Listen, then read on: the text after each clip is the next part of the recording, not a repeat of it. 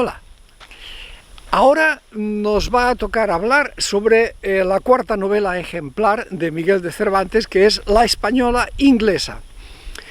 Siguiendo con la misma tónica, es otra novela absolutamente asombrosa, increíblemente asombrosa, y en la que el autor va a tomar unos riesgos que realmente a mí me dejan muy perplejo. ¿Cómo se pudo atrever, cómo se atrevió a decir las cosas que dijo en esta novela?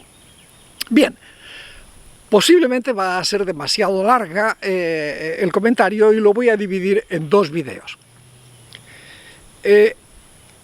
Tengo que empezar con una introducción histórica, porque si no, esta novela no se entiende y los comentarios menos todavía. Vamos a ponernos en esta introducción histórica. Primero, la novela comienza cuando un grupo, cuando un noble que estaba dentro de los mandos de la flota inglesa, hace un ataque a la ciudad de Cádiz y la conquista, la saquea terriblemente. Y cuando se regresa a Inglaterra, se lleva a una niña que va a ser la protagonista de esta historia, una niña de 7 años. Se la lleva a Inglaterra. ¿Con qué finalidad? Pues no, hombre, no debió ser una finalidad malvada y perversa, porque la novela nos cuenta que prácticamente la adopta como una hija suya, es decir, se la lleva a su mujer y, bueno, y la crían y la cuidan como si fuera una hija. Por lo tanto, pues no sé hasta qué punto se podría decir que es un secuestro o qué sería, qué sé yo, quizá pues en el caos de un saqueo a lo mejor vieron a una niña perdida y sola, y este hombre pues tuvo la compasión de agarrarla y de llevársela y de cuidar de ella, ¿no? Bueno, esto es un hecho histórico, es decir, en el año 1596 los ingleses atacaron, tomaron la ciudad de Cádiz y durante 15 días estuvieron allí prácticamente sin que nadie les molestara, haciendo un saqueo brutal del que solamente se libraron las personas. Es decir, sí parece que por algún motivo hicieron el compromiso de no atacar a nadie, y especialmente a las mujeres, que son las que siempre salen perdiendo en este tipo de situaciones, que cuando se saquea una ciudad, pues bueno, no hace falta que repita lo que les suele pasar a las mujeres, ¿no? Parece ser que en esta ocasión, incluso reconocido por los propios españoles y los cronistas, los ingleses se portaron como unos caballeros y dejaron a la gente en paz, como te digo, y especialmente a las mujeres y al clero. O sea, no se metieron con nadie, o sea, respetaron las vidas humanas. Todo lo demás lo arrasaron, se lo llevaron todo. Bien, bueno, este es el momento histórico en el que empieza la novela. Pero como te digo, es necesario entender un poco del contexto. Esto ocurre, esta toma de Cádiz ocurre en un contexto de una guerra de 19 años, que es una salvajada de tiempo, por donde quiera que lo mires, 19 años en los que el reino de España estuvo en guerra con el reino de Inglaterra. ¿Y por qué estuvieron en guerra? Bueno, pues todo el mundo mira, pues lógico, los ingleses han sido siempre los enemigos de España. Entonces yo te diré, no, estás equivocado, eso no es cierto. Los ingleses eran tradicionalmente los aliados de España. Y te lo voy a demostrar enseguida. Fíjate que en estos momentos, en los momentos en los que ocurre esta novela, el rey de España era Felipe II. Bien, pues Felipe II, antes de ser rey de España, había sido rey de Inglaterra. Con lo cual, date cuenta de que muy enemigos no eran. Había sido rey de Inglaterra porque se había casado con la reina de Inglaterra que le tocaba entonces, que era María Tudor, hija de Enrique VIII, casado con una hija de los reyes católicos de España, una tal Catalina. Catalina Trastamara, hija de Isabel y Fernando, se casó con Enrique VIII, tuvieron una hija que se llamó María Tudor, y esta hija de María Tudor acabó casándose con Felipe que todavía no era rey de España, todavía no era Felipe II, pero lo iba a ser, ya se sabía que era el heredero. O sea que durante unos años Felipe, un príncipe español y heredero de la corona de España, fue el rey de Inglaterra. Fíjate que no eran malas relaciones. Además, te cuento que la María Tudor era prima hermana del padre de Felipe, que entonces era rey de España.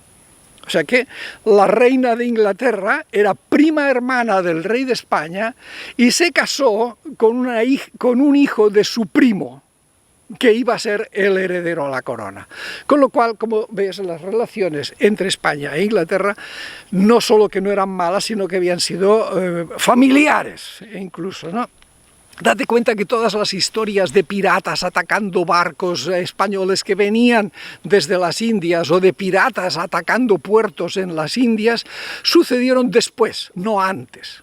Es decir, hasta esos momentos los ingleses se habían comportado pues, como amigos, como aliados, como socios de los españoles, ¿no? ¿Qué ocurrió entonces? Bueno, pues ocurrió que se murió la reina María Tudor.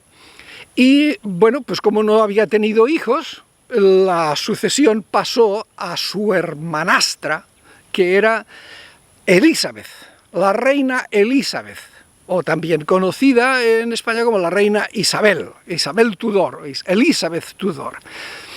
Y esta reina, pues incluso los españoles estuvieron considerando la posibilidad de que Felipe se volviera a casar con ella, es decir, de alguna forma, por algún interés estratégico, que es muy claro el interés estratégico. El enemigo común de España y de Inglaterra era Francia, que era el segundo poder más importante en Europa, ¿no? Por decir así, si consideramos que España era el primero, bueno, o más o menos, pero era una nación con un enorme poder y el enemigo, o sea, y era el enemigo común de Inglaterra y España, con lo cual pues se consideró la posibilidad de que Felipe se casara otra vez con la reina de Inglaterra, que era Elizabeth.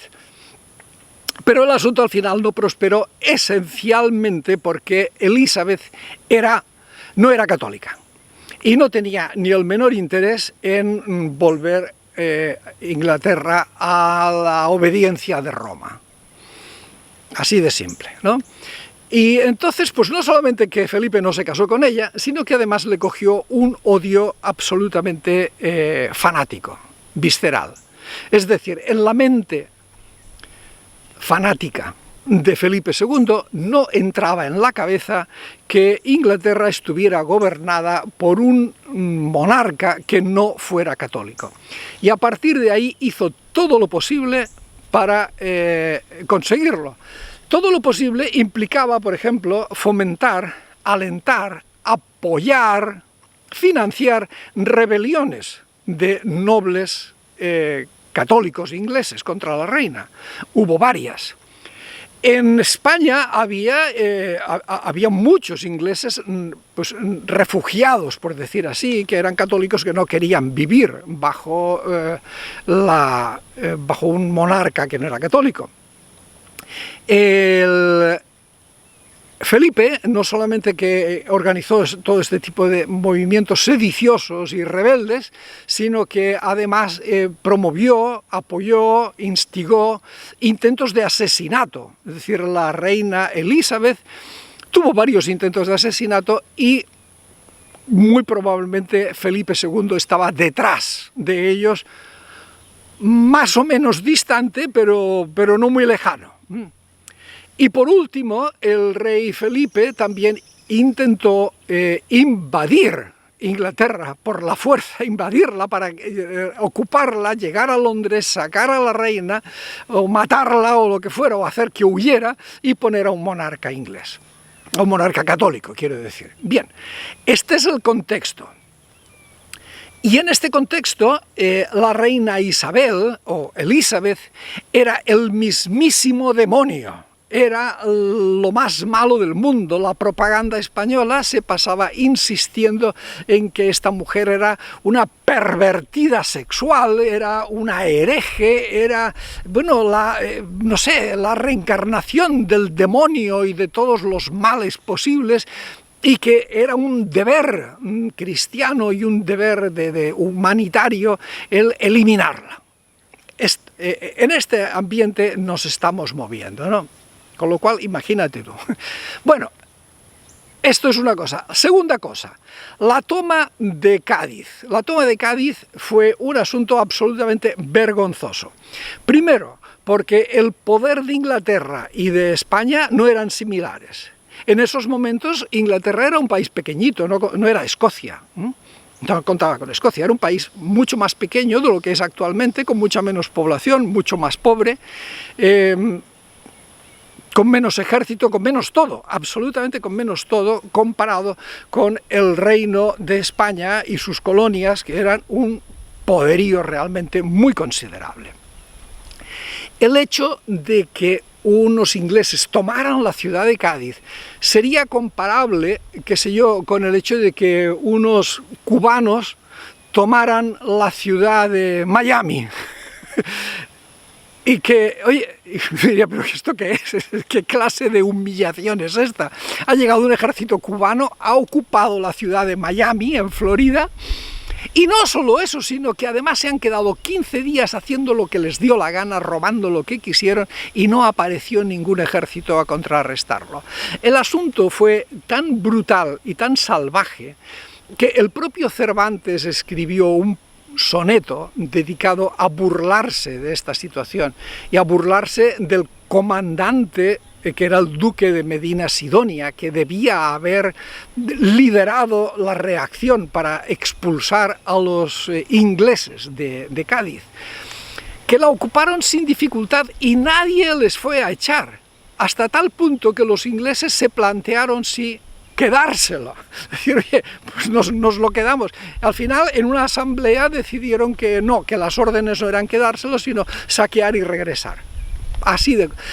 Te voy a poner un enlace a ese soneto de Cervantes para que te des cuenta, los trata de cobardes, los trata de inútiles, y encima queda flotante la sospecha de que eso se hizo intencionalmente, con la idea de favorecer a Sevilla en su rivalidad con Cádiz, porque Sevilla estaba ya empezando a tener problemas, sobre todo manejando el negocio de las Indias, y Cádiz era una potencia comercial que estaba surgiendo. Muchos sospechan que el duque de Medinaceli intencionalmente dejó desamparada la ciudad de Cádiz porque tenía más interés en que la muy aristocrática Sevilla prosperara y no entrara en decadencia. Con lo cual, pues aquí ya tenemos otra clave más que nos servirá para entender más cosas, ¿no? Te recomiendo que leas ese soneto y el artículo que te mando conjuntamente con él, porque realmente es muy esclarecedor. Bueno, pues hasta aquí este vídeo. En el siguiente vídeo, ahora sí vamos a hablar ya de la novela, ¿de acuerdo? Cuídate y hasta pronto.